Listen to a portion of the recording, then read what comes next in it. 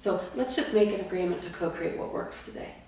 It's not important for my ego to prove you wrong or myself right. I'm no longer interested in that.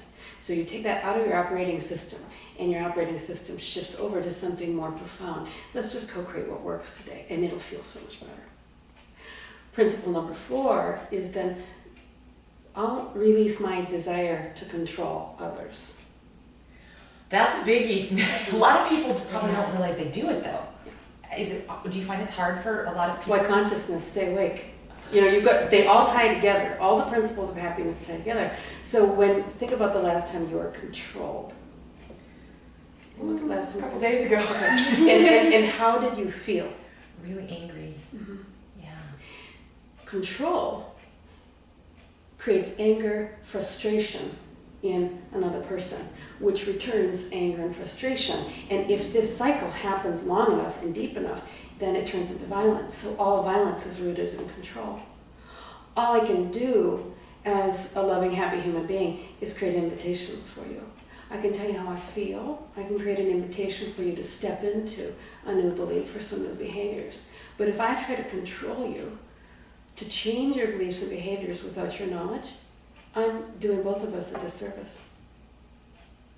And then finally, the 5th principle is to pay attention to your discomfort. Because discomfort, darkness, that personal part of ourselves that we tend to neglect, reject, set aside, we need to embrace it like a friend, because that darkness, that fear, that discomfort is there to teach us something. And all discomfort is an invitation to change you at a personal level. And we are the creators of our own discomfort. All of it. 100% of our discomfort is self-created. And that takes some time to kind of get, but once you experience and experiment with consciousness, you easily see that.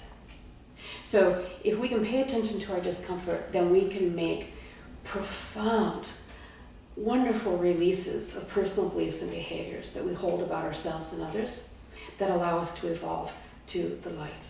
So we embrace the darkness and we fumble for the light switch. And all those principles come together into this beautiful practice.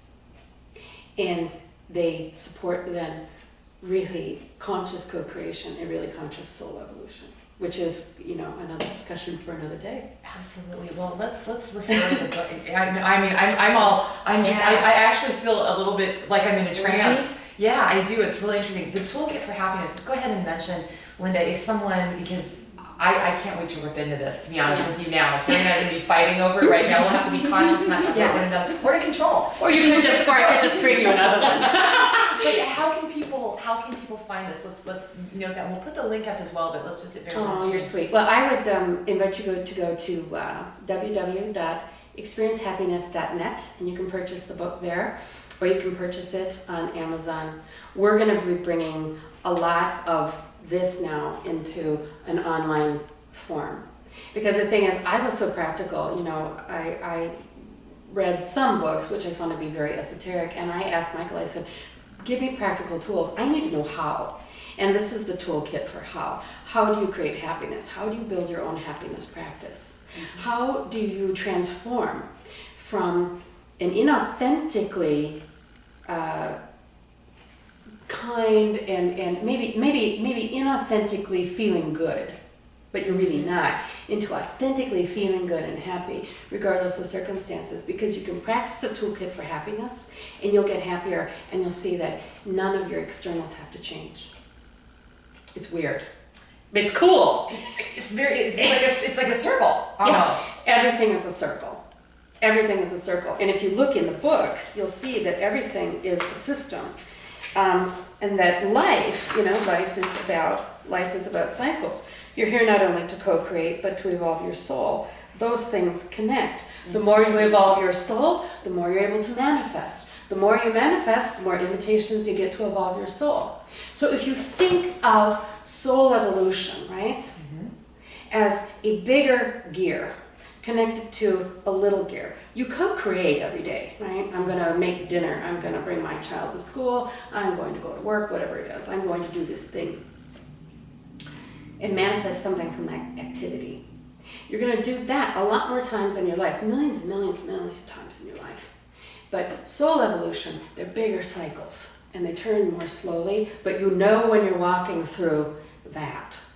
But sometimes when manifestation has shut down in your life and you're following the law of attraction and dang it, I've read all the books and I'm not getting what I want, it probably means you have a different sort of work to do. And if that big wheel doesn't turn, because they're connected, the little wheel can't turn.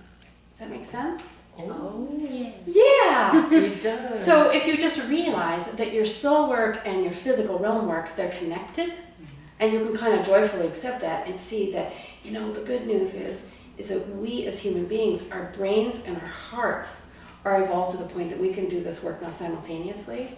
It's not just about survival anymore. We are prepared on an evolutionary basis to do bigger work of this nature. We're ready to pay attention to a bigger system. It reminds me of I'm going to bring up on almost before we break just an almost laughable comparison to this. Yeah. When computers first started getting introduced, literally years ago, they were full, entire rooms full of equipment, and the thought that you would ever have this little computer in your house, or that it would be 1 in 5 households, or every single one, and now they're this big or whatever. If you notice the children, they just seem to be born and they pick it up fast. It's like there's this. They are coming to us with almost downloaded more information. And does it seem almost like the more this soul evolution gets done, then it speeds up through the generations? Have you noticed that? Everything accelerates. And it's interesting because in a channel session the other day, Michael actually said, we were talking about technology, and Michael said, humanity is seeking greater consciousness now on a bigger scale. And the code that's being created in all these applications, whether it's Facebook or Twitter or that or this or that, is just a mirror of the code, the genetic code. Because what we want as human beings is we want to be connected, we want to be happy, we want to thrive. And so now the internet was built with the connectivity to help us all link to one another, but what's running on that internet, the applications, is where now the genetic code is being reflected.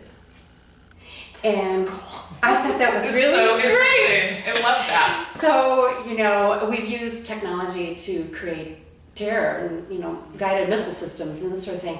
But now we're using technology to instantly tweet to one another and to say, hey, North Korea, if you point that missile and you launch it, we are going to mobilize. Mm-hmm. It's a totally different way to connect, to be happy, to thrive, and to share. Because we're so much more alike than we are different. And the likelihood that we would have a conversation with an actual North Korean citizen versus through our government and all the muck that leads up to that. Think about the power. Oh my gosh, this is so cool. It's not censored. Oh, You get to connect, even though you're just connecting through technology, you're actually connecting heart to heart, not bureaucracy to bureaucracy. And it's so powerful. I'm excited about that. Oh, it's so different. Live at the Loft. We will be back in just a moment.